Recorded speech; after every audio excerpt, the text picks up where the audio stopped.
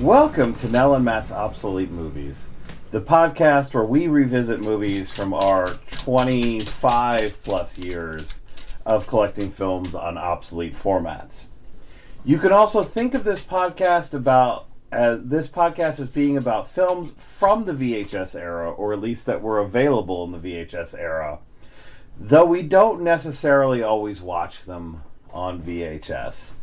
And I hate the idea of the very special episode, but in a way, it's a very special episode because our film for this episode is Blue Velvet from 1986, of course, directed by David Lynch. We are recording this podcast a few days after David Lynch's death, and we'll get into why it's an important film for us as a couple. But tonight we watched it on VHS, getting it, I believe, from Pleasant Dreams, and the history of this particular tape is that it is the former Wilsonville, Oregon Hollywood Video rental copy of Blue Velvet that somehow ended up in Pittsburgh. I've never crossed the country. Yes, somehow it has come across the country, possibly through the magic of Dusty at Pleasant Dreams, and we watched it tonight because we've been thinking a lot about David Lynch, as a lot of people have. And I guess we should get into our connection to this film, our personal connection to this film. As a couple, we were roommates before we were a couple. It was mutual friends, renting a house, and we needed an extra roommate, and I don't think we felt as though we had much in common. However, I rented Blue Velvet on VHS from Quick Flick Video in Ebensburg, Pennsylvania, near St. Francis's campus, and we watched it together, and maybe that was the first time we thought we had something in common, maybe. So we really bonded over Blue Velvet, of all films, which I had not seen before college. I had seen it before. And I had not seen it before the spring of 1997 production of Willy Wonka and the Chocolate Factory, which our director, Kenny Rosinski, who has been was a mentor for us, and I still think about him a lot, who has also passed, actually borrowed a few visual elements from Blue Velvet in Willy Wonka and the Chocolate Factory. If you could imagine a college theater production of Willy Wonka and the Chocolate Factory with visual elements from Blue Velvet in it. I mean, as you do. The most obvious one is singing into the light. The light, yes. There was a part, yes. And,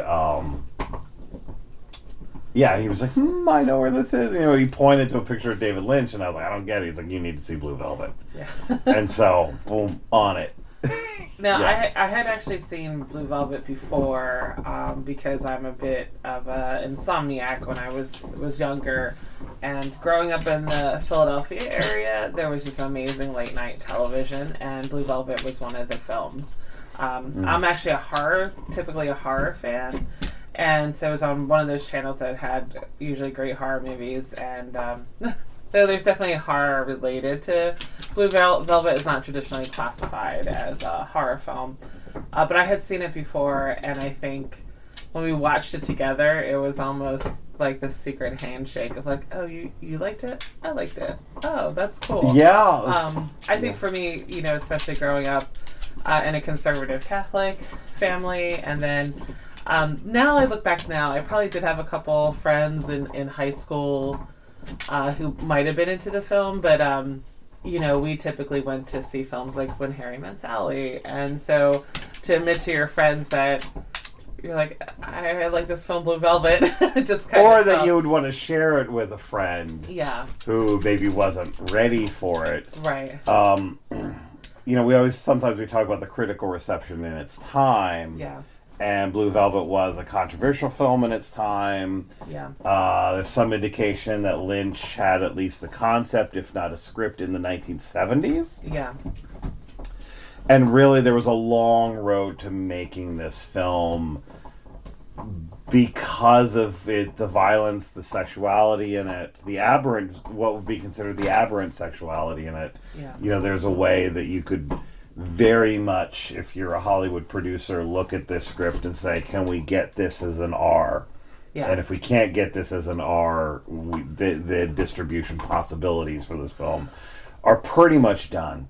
You know, and then oddly, in a way that we were saying this as the film was going on, I think, you know, it's a neo-noir is what would have been the term. Yeah, at the neo-noir, time. Neo-noir at the time that they would have made that film. But you think it kind of opened the door for this kind of different take and almost violence that happened. Yes. We saw a lot in the 90s, like this darker take that we saw that happened in a lot of the 90s that has continued into now. So actually, if you watch it, compared to some films today, it actually seems a bit more milder, like in the sense in some ways it's milder. I think for me, the thing that will hit still for a long time coming will hit people strangely about this film is the sexuality in it. Yeah. And the sort of mixture of sex and anger and hatred and violence and pain. Right. That all of the characters, well, the Kyle MacLachlan character, the Dennis Hopper character, and the Isabella Rossellini character all have an interesting relationship to. Mm-hmm. It is also a film, you know, one of the things in the 1970s, there was that very famous, very generative Laura Mulvey essay, Visual Pleasure in Narrative Cinema, where, as a feminist film scholar, Mulvey argues that film teaches us how to look. Mm-hmm. And a lot of what happens in films is we watch men watching women. Right. And in that, we are taught how we are expected to look at women. And in a way, she argues, well, not in a way, she argues that then, as a result, women are taught to see themselves through this male controlling gaze. Right. Which what this film does is, and I think where it's, for some people, probably quite disturbing, is that in a lot of ways our own voyeurism and the way that a lot of us who, I grew up in we both grew up in towns that would love to be Lumberton. Exactly, yes. That aspire to be Lumberton. Right. But as and the official story was that they were Lumberton. But as kids, we knew better. Right. Or at least as teenagers, we knew better. And I think that was a huge part of even the knowing about the underbelly of Loretto, Pennsylvania, this Catholic commune on top of a mountain in the 90s. Blue Velvet, A, plugs us totally into that. And B, the fact that, you know, everybody watched, well, not everybody, but a lot of people watched violent and sexy movies. Yeah. As a way of maybe exercising voyeurism. Like, I have this, you know... It would have been like Reservoir Dogs, Pulp Fiction. I mean, there were just a lot of action films, slasher horror movies, all of that. And, you know, the back room in the mom and pop video store. Yet, here we are at these moments of very disturbing sexuality. I mean, there's the famous scene in Blue Velvet where, and maybe we should do the plot summary real quick after this, where Kyle MacLachlan's character sneaks into Isabella Rossellini's apartment to get information on this ear that he finds in a field. He's home from college because his dad had a stroke, and he's walking home from the hospital and finds an ear and takes it to the police, and as you do, and then falls into this like amateur detective life. It is like into the Lumberton, very scary Lumberton underworld with Frank Booth as, you know, Dennis Hopper as Frank Booth, opening the world into these like really fringe characters. And there's a scene where Kyle MacLachlan's character breaks into her apartment And she comes home, and next thing you know, Dennis Hopper's there, and they have really weird, violent sex. Yeah. And there's so many point of view shots. We're looking at Kyle MacLachlan looking through the blinds in the closet door, and next thing you know, we are looking through the closet door. The blinds of the closet door, and our gaze is his gaze as we are watching this somewhat horrifying scene, which is actually the first scene they shot. Wow. For the film, yeah. Sometimes film productions do that. If you have a very rough scene or a scene that involves nudity, you get it out of the way first so that it doesn't loom over the production, or perhaps in some cases so that the actress can't, negotiate her way out of it. The Room did this as well, actually. The first scene that they shot of The Room was Tommy Wiseau and Juliette Danielle going at it all day. It was an all-day shoot. Oh. And then the second day was supposed to be another sex scene all-day shoot. And she was like, no, I'm not doing that again. Yeah. Anyway, that poor girl, so you don't have leverage. You don't say, we've shot almost all of my scenes in this film. Now we're going to do this scene, and if you want me to do this, I need more money, or I'm not doing the scene, or whatever. So that is the first shot of the film. Scene of the film was the closet sequence. And so you actually think it's really interesting because we actually don't see it from the point of view of Dennis Hopper or Frank Booth. We're actually not seeing what he's seeing or asking her to do. Yes. So actually it's also, in some ways, it's worse because you don't fully understand right away what he's doing to her or trying to do to her. Yes. And so it's much more disturbing. It's almost like your imagination is worse with it. Yeah. Which is, again, this, I think, meta commentary on... Well, actually, I was just reading David Lynch said he had to recut the scene to get an R rating. Oh, wow. And so they had to take a couple things out.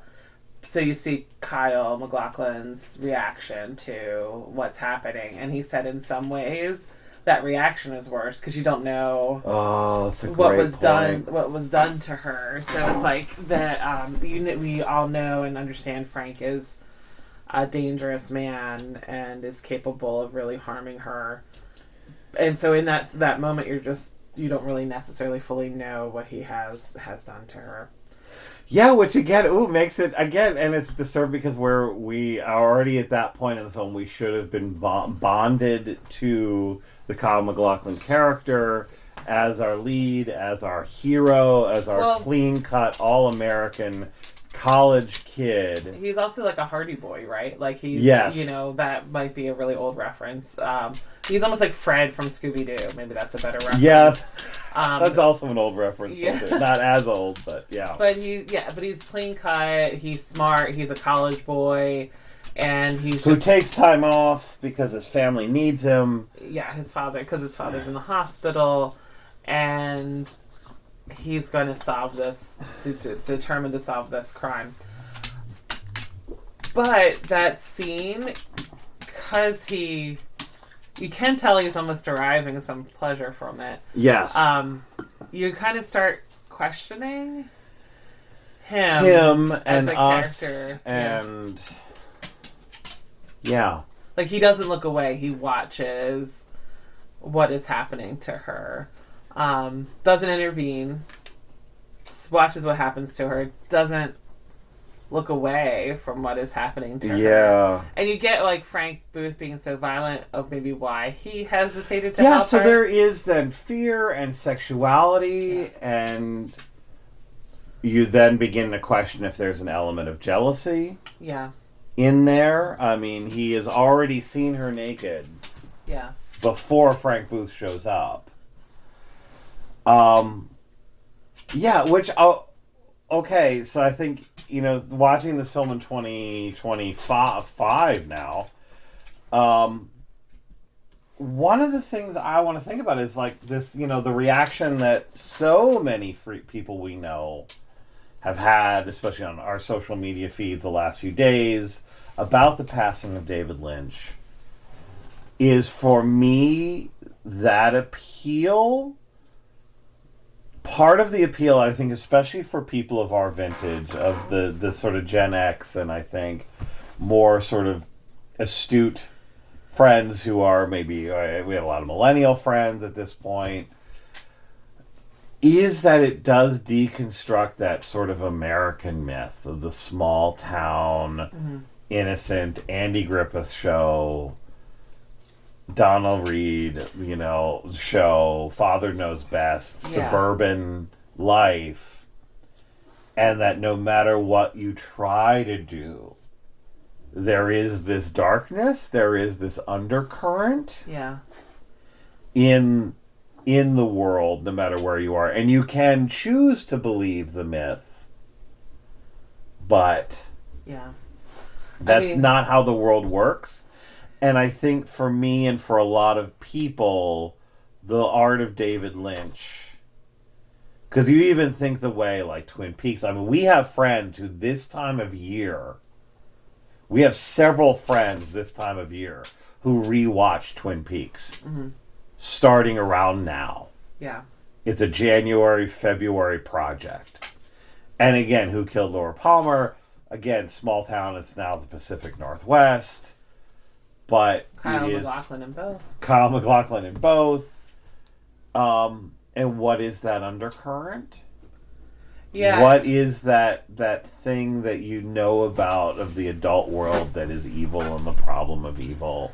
And for this movie to come out in 1986, we're second term of Reagan. He loved that Puritan phrase of the shining city on the hill, the America that is where, problems are overseas. That's Russia. That's the old world, and we've come here and we've won. Yeah.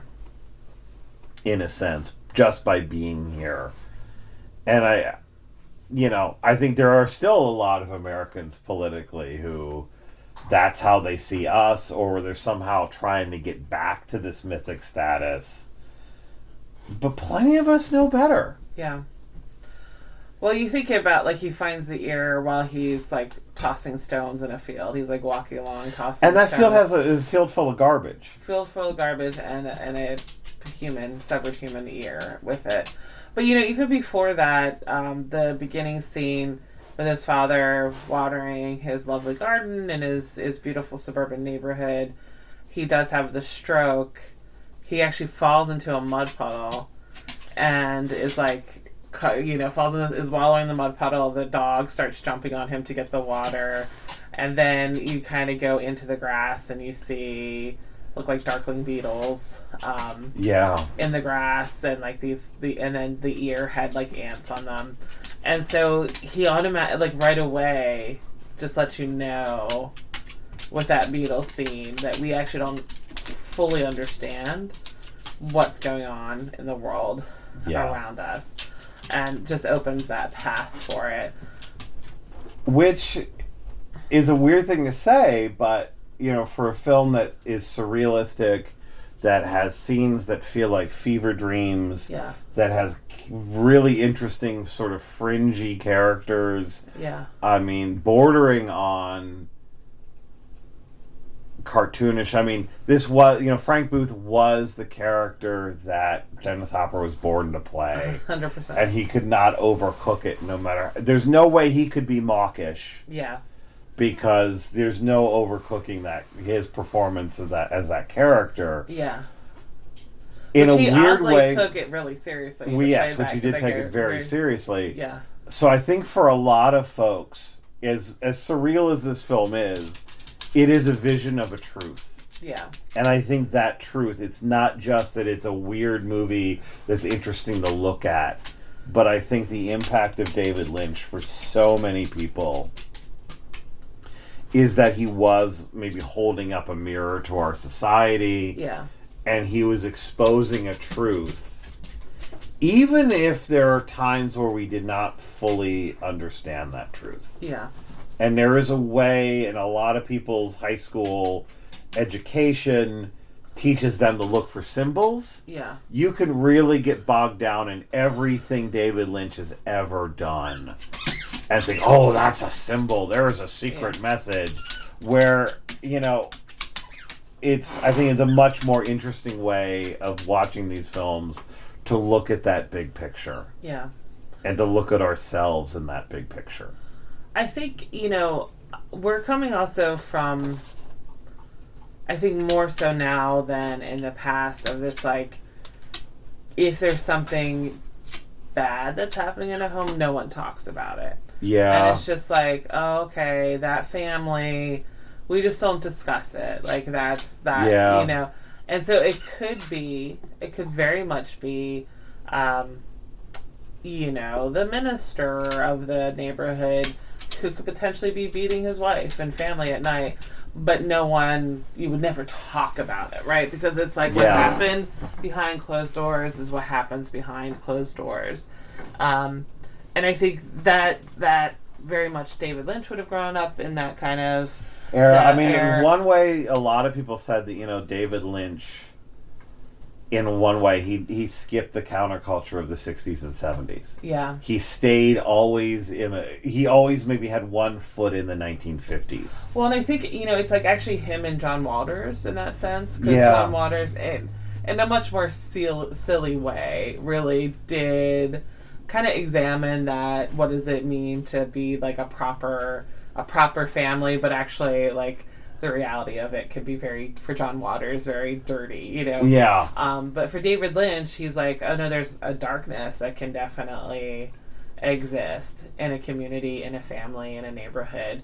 And he was exploring that. And he was exploring that, like, beyond these well-manicured lawns, other things could be happening. Yeah. And that there is violence that's happening within the community. There's drug use that can happen within a community. And he just he kind of exposes that.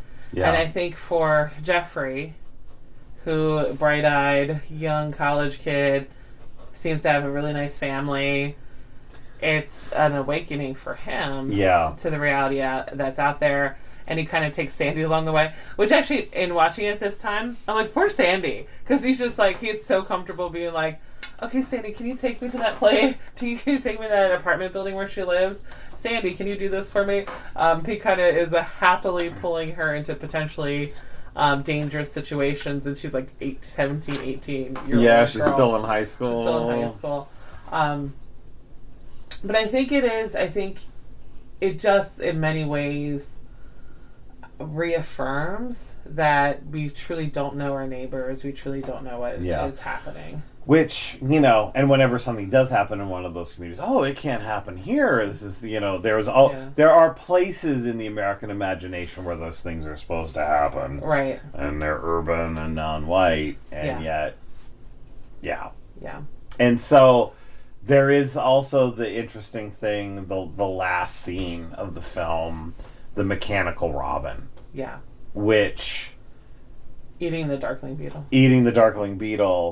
Slavoj Žižek has this fun interpretation of it that, in a sense, you know, Carl McLaughlin's character, Jeffrey, wakes up.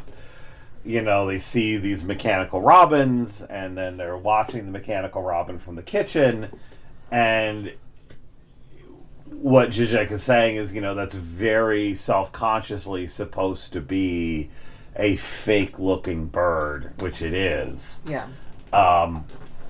And that is the point, is that the normal waking above-ground world of America is the fantasy. Yeah. And that Blue Velvet exposes the reality. Yeah. And again, for our generation, for a generation of, you know, and, you know, it's interesting, the addition of this VHS tape it's the front of the MGM Contemporary Classics line, you know, has that emblazoned on the box. Yeah. You know, this is an amazing entryway into art house cinema. Yeah. This is an amazing, I think for a lot of people, David Lynch films, because they were just mainstream enough, and Twin Peaks was on the ABC network. Right, because Twin that Peaks he opened that door for a lot of people to look at other kinds of visual culture. Well, you think a lot of other kinds of art. You think, like, sense of, like, a lot of people say it's the golden age of television. And there's a lot of prestige series that owe a lot to David Lynch and Twin Peaks.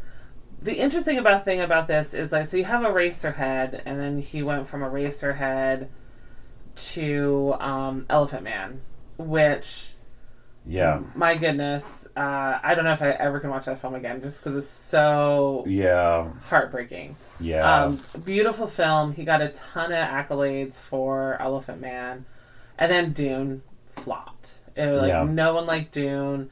It went really, really horrible. And so, like, Blue Velvet was him coming back from Dune.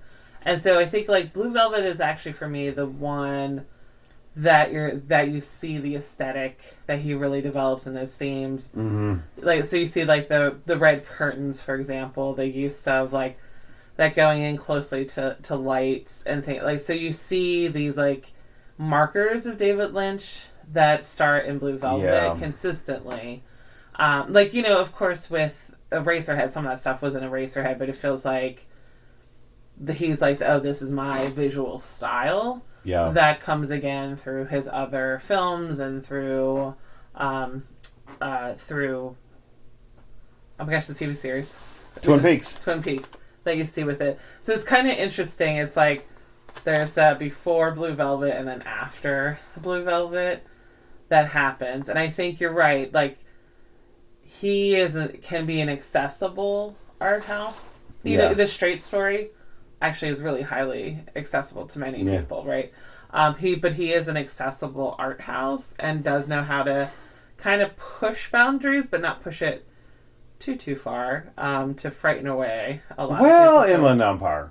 Well, that is true. But we'll say that was much later in his career. That was much later in his career. So, So, the 5 big questions, I guess, it's time for that. Yeah. Well, I think the first one is easy. Is it camp, retro, classic, or just an old movie? It is absolutely a classic. I mean, the box is right. It is a contemporary classic. Though, contemporary is going on 40 years ago pretty soon. Next year will be 40 years ago. It's definitely a classic. It's a cult classic. Though it got accolades when it was released, it wasn't well loved. Yeah. But over time, I think actually, there's also readiness for things, and I don't think people were ready for Blue Velvet. Yeah. And, like, looking back now, and I think people are like, oh, Blue Velvet. And I think I was actually just reading, and they're like, if you look at some of the other films that were nominated for Academy Awards, Blue Velvet is the one that really has stood the test of time. Yeah. I mean, Top Gun got nominated for Best Song. That was the year of Top Gun as well. Yeah. And looking at it. Yeah. It's definitely a cult classic. It's a beautiful film. I think most people who are interested in film start with Blue Velvet. You kind of... Yeah, and it is a film that was meant to live in home video. Yeah. I mean, you think before, and you think but really, if you want to think of the home video revolution, starting in this country around 1982. Yeah. Where it's like, mainstreams. I think my family got a VCR in 1987. It's a film that found its audience. 100%. And I think that's also, like, the hard part about losing physical stores to go rent movies in, because you would have found that on the shelf, right? And you would have seen it and be like, oh, I thought I heard people talk about this film. Where now, like, just the algorithms wouldn't have ever come into a movie for you. Right. And I think that's the other thing, for us as young people...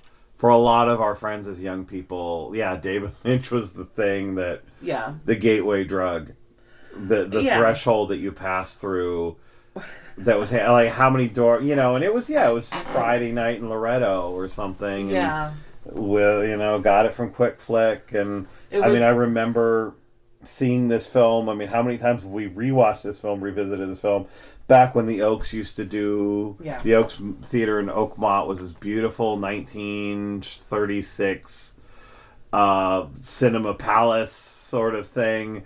Modest Cinema Palace. It was the Depression, but really cool movie theater. They had an amazing programmer for the longest time. Amazing programmer, and they had a summer series called Moonlit Matinees, which they would start at midnight, and you would go as a midnight movie. And I remember being so jazzed that year when the schedule came out, and I looked at it in the paper. I was like, "Oh, Blue Velvet! We're gonna go see Blue Velvet at midnight with a room with a fully packed house full of strangers," and it was the coolest thing ever.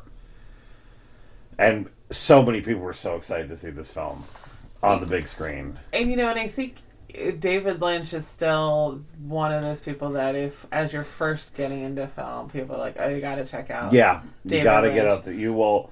And that's going to be for a very long time to come. So, speaking of 40 years in the future, question 2, what about the social political distance? The funny thing is, as we were watching it, I was like, oh man, thin ties. No one wears thin ties. And shoulder pads. I mean, that is a thing. I just saw the New York Times poll today that, something like 80 to 90% of Americans. I mean, one thing that has different, and I wonder about how young people would encounter, how my students would encounter this film now. 80 some percent of Americans believe that the system is broken, and that what's the Leonard Cohen line? Everybody knows the dice are loaded. Yeah. That was not the case so much. It was an edgy truth in 1986 or 1997 when we watched this movie together. Yeah. It's less so now. Yeah. Which either makes it truer than true, and I think a lot of the Gen X thing is you grew up in this quote-unquote wholesome environment and you wanted to get away from that. I mean, we've lived our entire adult lives in a city. Yes. By choice. Yes. Though oddly much nicer than the neighborhood I grew up in. Yeah, and I think in a lot of ways much nicer than the neighborhood I grew up in too, which was part of, like the myth. Haha. Yeah. Whereas now I think a lot of my young people just hope they have some of that peace and that domestic life, and they're not sure they're ever going to have it. Yeah. Which is different. I do wonder about some of the violence in terms of actually sexual violence. Yeah. How that lands for people now, because it is disturbing, especially in this kind of very dirty voyeuristic way. Yeah. Where we are watching and we watch Kyle MacLachlan's Jeffrey character get sucked into it, and maybe he enjoys it too. Maybe there's a little Frank Booth. Well, Frank Booth actually even says it to him, "You're like me." Yeah. In that one scene. Yep. All right, question 3. What about that technical distance of other effects or living technology? So the funny thing about it is that it's definitely it's the 80s, but they're driving cars from the 60s. So you definitely can tell. Yeah. It's old timey, right? You can tell. Yeah. It took place at a different time. Definitely no computers, no cell phones. You have to use a landline to get a hold of people. Yes. Cops are using walkie-talkies. Yeah. There's you definitely know that there is a distance there. Yeah. That's happening. You think now today, if this film was made, he'd be an internet sleuth who's Googling all this stuff. Yeah, or into, instead of her honking 4 times when he's in the apartment, he would they would just get a text. Right. Right, and he'd be hacking into the apartment building cameras to see what's happening. And so that it would have been a different film today. Yeah. I still think it's an. It would have to be a very. It would different have film to be a very different film. But and like I said, I think unlike the shark from Jaws, it's supposed to look bad. Yeah. The Robin at the end is supposed to look bad. Yeah. But you think the other camera work, the camera going into the grass in the first sequence, the close up of the ants devouring the ear, is so good. Yeah. I mean that ear is such a good looking ear. Question 4. What was it like to watch this film on VHS? Well, I will say our former rental copy is pretty knackered, actually. It is. I had to wrestle with the tracking a little bit, or I tried. It was auto tracking. Do we try manual tracking? Do we track up? Do we track down? There was a lot of the top of the screen kind of was a little bendy. That top inch of our TV screen was a little bendy, which very grainy.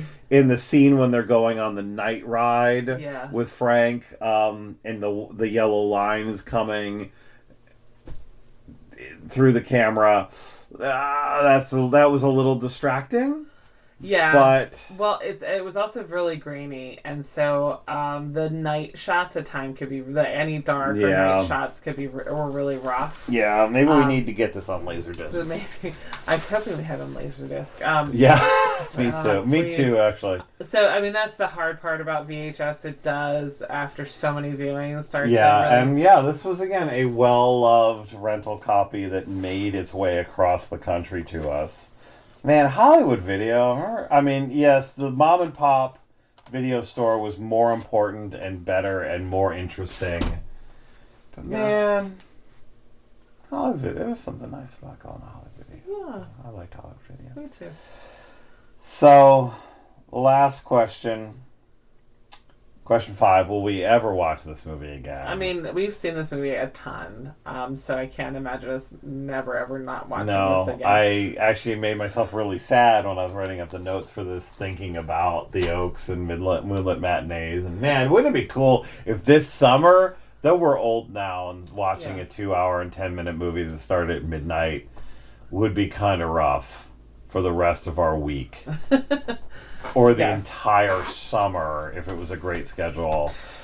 But man, wouldn't it be great to go to the Oaks and watch Blue Velvet? Because, we would do times where we'd go see that and then wake up early to go see Bach, Beethoven, and Brunch. Yeah? Those were rough. Those were rough times. Yeah. Especially in Bach, Beethoven, and Brunch was longer series, too. So they really overlap for weeks and weeks and weeks. It'd just be going into the week groggy. Oh, man. It was a rough weekend. And it was like, oh, yeah, what did we do? We went to the movie and the classical music concert at the park.